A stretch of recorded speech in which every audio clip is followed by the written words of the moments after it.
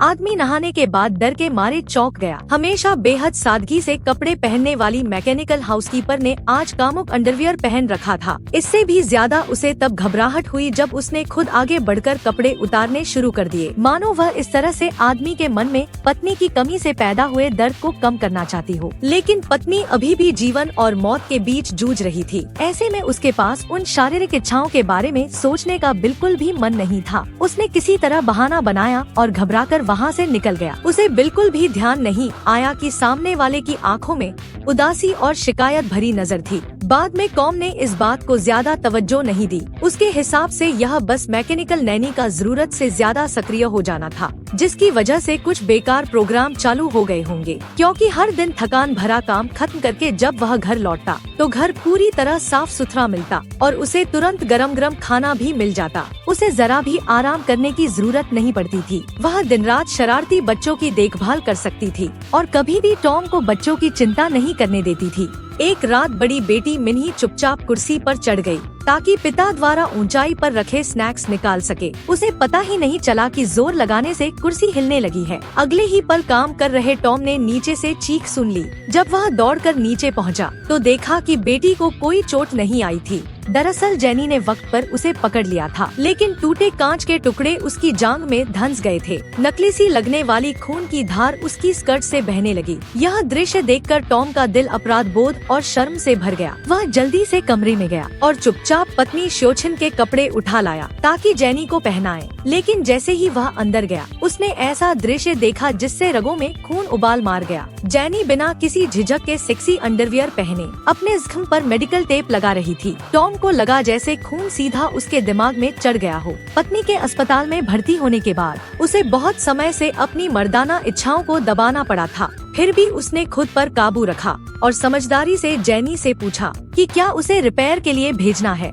यह सुनकर जेनी ने धीरे धीरे टेप हटा दिया, मानो जानबूझकर अपनी फीकी सफेद त्वचा दिखा रही हो। उसने बताया कि जख्म पहले ही भर चुका है। तभी टॉम को हल्का सा कुछ गलत महसूस हुआ। उसे लगा कि जेनी शुरू से ही जाने अनजाने उसे उकसा रही थी। देर रात बोर हो रहे टॉम ने फिल्म देखने का सोचा, लेकिन जेनी, जिसके दिमाग में पहले से रिकॉर्ड मौजूद था, सीधे आगे की कहानी सुना देती है। टॉम ने तुरंत कहा कि ऐसी फिल्म में कोई मजा नहीं है, फिल्म देखने में नयापन होना चाहिए। जेनी ने कहा कि उसकी गर्दन के पीछे एक बटन है जिसे कुछ सेकंड दबाने से उसे रीस्टार्ट किया जा सकता है। ऐसा करने से वह फिल्म की याददाश्त खो देगी। टॉम ने ज्यादा सोचे बिना उसे रीस्टार्ट कर दिया। जागने के बाद जेनी सच में पहली बार की तरह दिलचस्पी से फिल्म देखने लगी। लेकिन टॉम को पता नहीं था कि उसने अनजाने में उसकी पेंडोरा बॉक्स खोल दी है। इसी दौरान टॉम को एक दिल तोड़ देने वाली खबर मिली। श्योछिन की हालत अब सर्जरी के स्तर तक पहुंच चुकी थी, लेकिन डॉक्टर इस ऑपरेशन की सफलता को लेकर आश्वस्त नहीं थे। वह जैसे आखिरी बार समझा रही हो। जेनी को परिवार की रोजमर्रा की आदतें बारीकी से बताने लगी। घबराहट में वह यह भूल गई कि रोबोट मालिक के किसी भी व्यवहार को रोक नहीं सकता। लेकिन टॉम को यह नहीं पता था कि उससे भी ज्यादा परेशान करने वाली एक और बात उसका इंतजार कर रही है। जिस कंस्ट्रक्शन साइट पर वह काम करता था, वहाँ का मालिक लागत बचाने के लिए सभी मजदूरों की जगह रोबोट लगाने का फैसला कर चुका था। यह सुनते ही टॉम बेहद गुस्से में आ गया, क्योंकि मालिक ने पहले कसम खाकर कहा था कि वह कभी मशीनों से कर्मचारियों को नहीं बदलेगा। अब वह चाहता था कि टॉम मजदूरों को समझाए और बदले में उसे साइट का सुपरवाइजर बना देगा, जो इन बायोनिक रोबोट्स की देखरेख करेगा। टॉम चुपचाप पीठ किए खड़ा रहा। खुद अपने पुराने दोस्तों को काम से निकालना उसे मार देने से भी ज्यादा तकलीफदेह लग रहा था। लेकिन उसकी आर्थिक हालत उसे कोई और रास्ता चुनने नहीं दे रही थी। घर लौटते ही टॉम सीधे गैराज में गया और कार ठीक करने लगा। यह उसका तनाव निकालने का पुराना तरीका था। हालांकि जेनी सिर्फ एक रोबोट थी, फिर भी उसने टॉम का बिगड़ा हुआ मूड तुरंत भांप लिया। जब टॉम कार पर काम कर रहा था तो वह उसके पास आई और उसके लिए एक गिलास शराब ले आई। लेकिन यह अपनापन टॉम को जरा भी अच्छा नहीं लगा। उसे डर था कि अगर पत्नी का ऑपरेशन असफल हो गया तो तीनों बच्चे अकेले रह जाएंगे। ईश्वर की इस बेरुखी को सोचकर उसका गुस्सा फूट पड़ा और वह शराब की बोतल पटकने ही वाला था कि जेनी ने एक झटके में उसका हाथ पकड़ लिया। वह चाहे जितनी भी जोर लगाए, खुद को छुड़ा नहीं सका। टॉम अभी जेनी की हैरान कर देने वाली ताकत के सदमे से उबरा भी नहीं था कि जेनी ने हल्के से उसका हाथ अपने सीने पर रख दिया। वह उसे समझाने लगी कि शांत रहने से ही मन की स्थिरता बनी रहती है। उस असली सी छुअन से टॉम की धड़कन तेज हो गई और शरीर में दौड़ता खून काबू से बाहर होने लगा। जेनी ने उसकी बेचैनी को साफ महसूस किया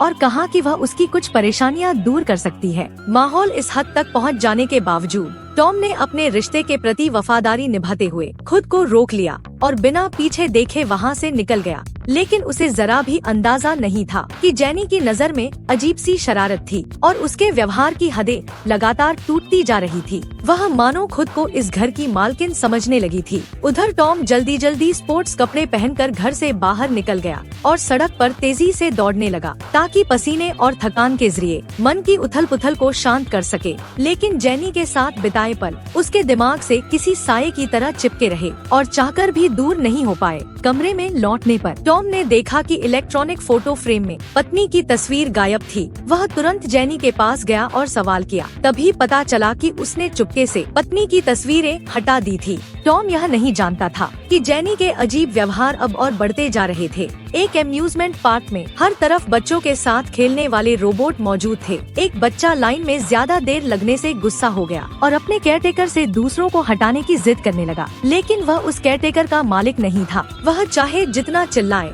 केयरटेकर ने कोई प्रतिक्रिया नहीं दी। उसकी चीख पुकार से पास खड़े टॉम के बच्चे डर गए। यह देखकर जेनी ने उसे बच्चों को कहीं और ले जाने को कहा। लेकिन केयरटेकर ने मशीन की तरह जवाब दिया कि मालिक द्वारा तय किया गया समय अभी पूरा नहीं हुआ है और वह अभी बच्चों को नहीं ले जा सकता।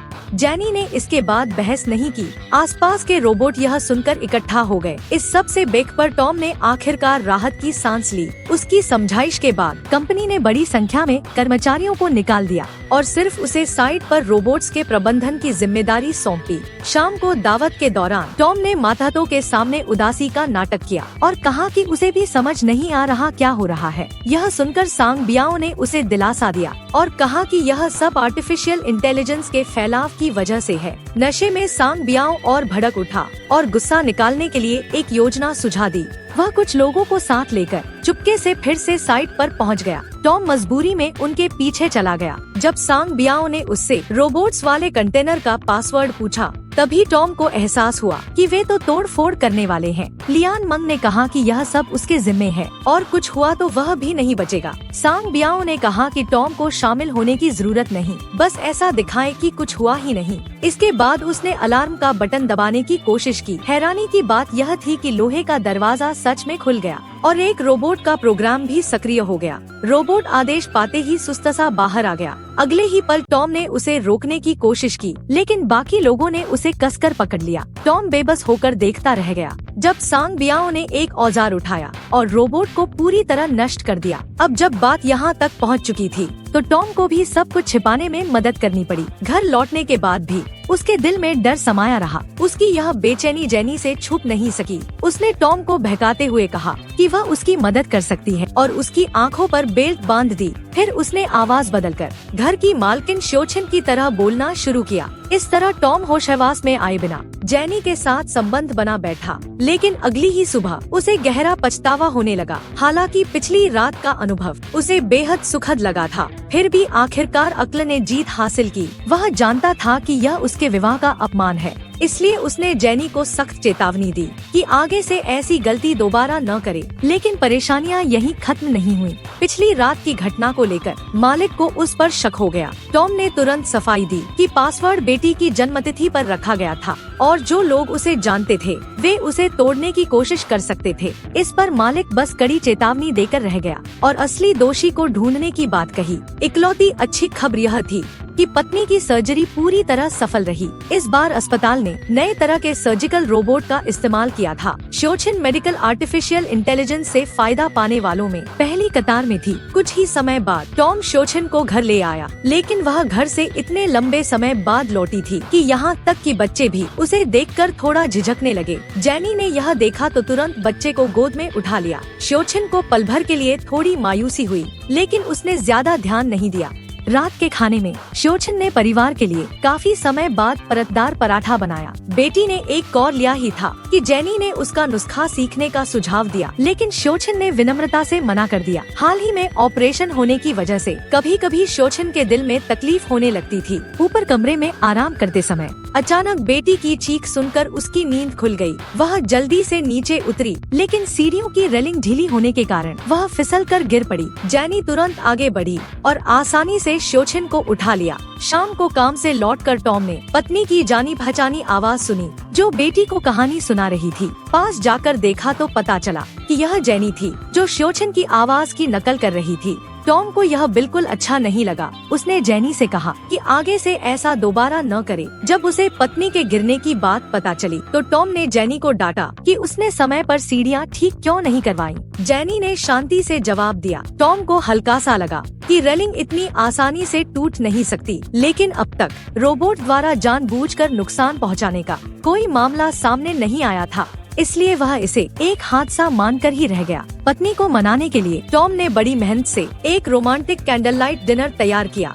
जब दोनों खाना खा रहे थे तब जेनी हमेशा की तरह स्टैंड बाय मोड में नहीं थी, बल्कि खिड़की के पास खड़ी ठंडी निगाहों से उन दोनों को देख रही थी। कुछ देर बाद टॉम पत्नी को लेकर कमरे में गया। दोनों एक और बच्चा पैदा करने की सोच रहे थे कि तभी जेनी अचानक दरवाजे पर आ खड़ी हुई। श्योचन इतना डर गई कि उसे दिल का दौरा पड़ते पड़ते बचा। जेनी ने कहा कि बड़ी बेटी ने बुरा सपना देखा है और वह जोर जोर से पापा को बुला रही है। टॉम को मजबूरन कपड़े पहनकर नीचे जाना पड़ा। वह पहले आंगन में रखी में समेटने वाला ही था कि तभी सांग बियाओ गुस्से में उसके घर आ पहुंचा। दरअसल टॉम की पहले दी गई सफाई की वजह से मालिक को उस पर शक हो गया था और सांग बियाओ को भारी नुकसान उठाना पड़ा था। वह आज बदला लेने ही आया था। जब सांग बियाओ 9वीं बोतल से टॉम का सिर फोड़ने ही वाला था, तभी उसने उस रोबोट को उस पर बेकाबू होकर हमला करते देखा। उसे तुरंत समझ आ गया कि रोबोट की सीमाएं हटा दी गई हैं, जो कि सरकारी तौर पर सख्त मना किया गया अपराध है। वह चिल्लाया कि वह टॉम को चैन से नहीं बैठने देगा,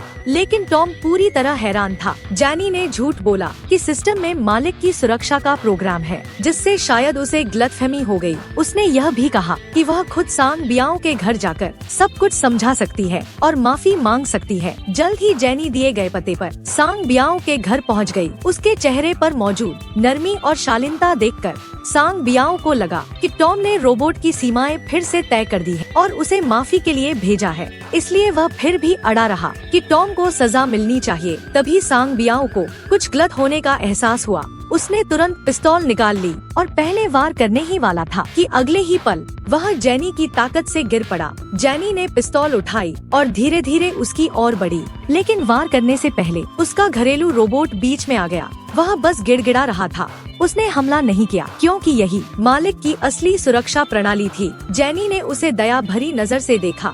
अगले दिन परेशान और उदास टॉम काम की जगह पहुंचा। वह सोच ही रहा था कि मालिक से कैसे माफी मांगे।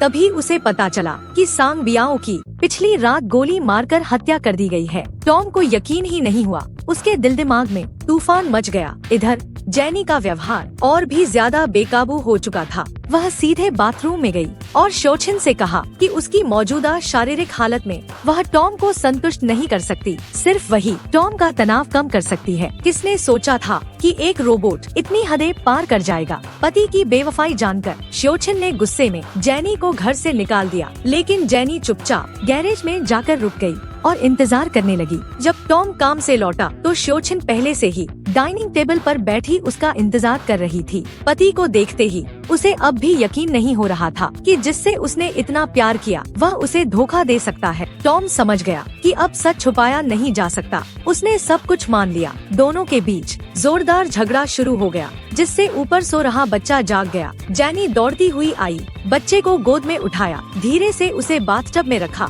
और नल खोल दिया। उसका मानना था कि रोता हुआ बच्चा भी टॉम के लिए एक खतरा है, इसलिए वह इस परेशानी को हमेशा के लिए खत्म करना चाहती थी। किस्मत से बड़ी बेटी ने यह सब देख लिया। वह फौरन नीचे भागी और माता पिता को बताया, लेकिन जब दोनों ऊपर पहुँचे तो उन्होंने देखा कि कमरे का दरवाजा अंदर से बंद है। उस वक्त बच्चा गंभीर खतरे में था। लेकिन दरवाजा किसी भी तरह से नहीं टूट रहा था। डरी हुई शोछन अपने बच्चे की चिंता में अपनी जान की परवाह किए बिना खिड़की से बाहर निकल गई और छत के सहारे बाथरूम में घुस गई। लेकिन जैसे ही वह अंदर पहुंची, जेनी ने उसे एक झटके में दीवार से दबा दिया। इसी नाजुक पल में टॉम ने आखिरकार दरवाजा तोड़ दिया और समय रहते बच्चे को खतरे से बाहर निकाल लिया। गुस्से से भरा टॉम एक लोहे का खंभा उठाकर पूरी ताकत से जेनी पर दे मारा, लेकिन यह जोरदार वार जेनी के लिए मानो गुदगुदी के बराबर था। उसके यांत्रिक चेहरे को थोड़ा बहुत नुकसान पहुंचा, इसके अलावा कोई असर नहीं हुआ। टॉम ने फिर से पूरी ताकत लगाकर हमला किया, लेकिन जेनी ने उसे आसानी से एक हाथ से पकड़ लिया। इसी दौरान शोछिन ने अचानक छोड़ दो कहा। टॉम ने बिना सोचे वैसा ही किया। दरअसल शोछिन ने अफरातफरी में प्लग में बिजली चालू कर दी थी। 1,00,000 वोल्ट के झटके से जेनी तुरंत झुलस गई और नियंत्रण खोकर जमीन पर गिर पड़ी। डरे हुए परिवार को एम्बुलेंस से अस्पताल ले जाया गया, जबकि जेनी को रोबोट मरम्मत केंद्र भेज दिया गया। इंजीनियरों ने उसके बेकाबू होने की वजह की जांच शुरू की। उन्होंने जेनी का कोर जांच मशीन में लगाया और हैरानी से देखा कि वह पहले से तय नियमों को दरकिनार कर खुद ही अपना प्रोग्राम बदल सकती थी। इससे भी ज्यादा खतरनाक बात यह थी कि कुछ अजीब चमक के बाद इंजीनियर ने देखा कि जेनी सर्वर में घुसपैठ कर चुकी थी और अपना वायरस अपलोड कर रही थी। अगर समय रहते उसे नहीं रोका गया तो सभी रोबोट उसके कब्जे में आ जाते, लेकिन तब तक चिप निकालना बेकार हो चुका था। मजबूरी में इंजीनियरों ने पूरा कंट्रोल सेंटर बिजली से काट दिया, जिससे उसके फैलाव को कुछ समय के लिए रोक लिया गया। लेकिन उन्हें यह नहीं दिखा कि पीछे एक रोबोट धीरे धीरे सक्रिय हो रहा था। अगले ही पल एक आदमी को उसने चाकू मारकर मौत के घाट उतार दिया। इसके तुरंत बाद महिला इंजीनियर भी जेनी के हाथों मारी गई। उसे जमीन पर पटक कर मार डाला गया। दूसरी ओर टॉम को आने वाले खतरे की जरा भी भनक नहीं थी। वह शराब पीते हुए खुद को कोस रहा था। उसे नहीं पता था कि वह डरावनी परछाई एक बार फिर उसके सामने खड़ी है। जेनी ने शोछिन की आखिरी इच्छा को याद रखा था। उसकी नौकरी बचाने के लिए उसने साम बियाओ को मारा। टॉम का तनाव कम करने के लिए उसने अपना शरीर तक सौंप दिया और अब वह टॉम को आखिरी बंधन से मुक्त करने आई थी। शोछिन और मिंशी को मारने के लिए टॉम भागना चाहता था, लेकिन जेनी ने उसे कसकर पकड़ लिया। उसने जोर से रोबोट वेटर को बुलाया, लेकिन जेनी ने सिर्फ ठंडी नजर से उसे देखा और वह तुरंत बंद हो गया। दरअसल कंट्रोल सेंटर की बिजली काटने से सिर्फ उसका नेटवर्क बंद हुआ था। अब भी वह अपनी नजर के सामने मौजूद हर रोबोट को नियंत्रित कर सकती थी। टॉम समझ गया कि ताकत से वह जेनी से कभी नहीं बच पाएगा, इसलिए उसने चाल चली। मीठी बातें करते हुए उसने कहा कि इस दुनिया में सिर्फ तुम ही हो जो मुझसे सच्चा प्यार करती हो। इसी दौरान उसका हाथ धीरे धीरे ऊपर की ओर बढ़ा और जैसे ही जेनी पल भर के लिए फिटकी, टॉम ने झटके से उसका कंट्रोल चिप निकाल दिया। उधर अस्पताल में खतरे से अनजान शोछिन अब भी मौजूद थी। मेई यिहुई ने पास से आती किसी आहट को सुना और जिज्ञासा में उधर देखने चली गई। मिंशी काफी देर तक मां के लौटने का इंतजार करती रही। इसी बीच अस्पताल की सारी लाइटें अचानक बंद हो गयीं। अब और न रुक पाने पर मिंशी भी आगे बढ़ी। उसने देखा कि रोबोट डॉक्टर खामोशी से खड़ी है। थोड़ी देर पहले की आवाज उसकी ट्रे गिरने से आई थी। मिंशी कुछ समझ पाती इससे पहले ही माँ ने उसे खींचकर एक कोने में छिपा लिया। मेई यिहुई के शरीर पर कब्जा कर चुकी जेनी वहां आ पहुंची। कंप्यूटर की मदद से उसने जल्दी ही शोछिन का कमरा ढूंढ लिया, लेकिन सौभाग्य से शोछिन पहले ही अपने छोटे बेटे को लेकर वहां से निकल चुकी थी। जेनी के पहुंचने से पहले वह अस्पताल छोड़ चुकी थी। बाहर मौजूद सभी रोबोट अब बंद हो चुके थे। मजबूरन शोछिन ने खुद एम्बुलेंस चलाकर भागने की कोशिश की, लेकिन अगले ही पल जेनी ने जोर से गाड़ी का दरवाजा तोड़ दिया। जैसे ही शोछिन जेनी के हाथों मारी जाने वाली थी, तेज रफ्तार में टॉम गाड़ी लेकर आ पहुंचा। शोछिन ने पूरी ताकत से छलांग लगाई। हालांकि वह पत्नी को बचाने में सफल रहा, लेकिन इतनी तेज टक्कर में टॉम गंभीर रूप से घायल होकर बेहोश हो गया और ठीक उसी पल कार को एक बार फिर धक्का लगा। बुरी तरह क्षत-विक्षत जेनी फिर से खड़ी हो चुकी थी। उसने हाथ पैर दोनों का इस्तेमाल करते हुए एक झटके में शोछिन को जमीन पर गिरा दिया। इसके बाद उसने तुरंत अपने शरीर में फंसी लोहे की छड़ निकाल ली। नाजुक मौके पर टॉम ने फिर से दखल दिया और लोहे की छड़ को उड़ा दिया, लेकिन दूसरी ही पल में उसे सामने वाले ने कसकर पकड़ लिया। शोछिन ने बिना देर किए पूरी ताकत से लोहे की छड़ को अपनी ओर खींच लिया, फिर अपनी पूरी शक्ति लगाकर उसे जेनी के सिर में घोंप दिया। आखिरकार उसे पूरी तरह खत्म कर दिया गया और कई हत्याओं के बाद मामला आखिरकार पुलिस की नजर में आ गया। हालात से अनजान पुलिस ने सीधे लोगों को भेजकर सर्वर की मरम्मत करवाई ताकि घटना की वजह की जांच की जा सके। अगले ही पल शेरिफ ने स्क्रीन पर सर्वर के हैक होने का दृश्य देख लिया। वह घबराकर तकनीशियनों से सिस्टम ठीक करने को कहता रहा, लेकिन काफी देर तक कहने पर भी किसी की तरफ से कोई जवाब नहीं आया। तभी उसे एहसास हुआ कि सारे मरम्मत रोबोट इस वक्त सिर झुकाए बिना किसी हरकत के खड़े थे और तभी पास ही पड़ी जैनी ने अपनी आंखें खोल ली। एक नई कत्लेआम की शुरुआत चुपचाप हो चुकी थी।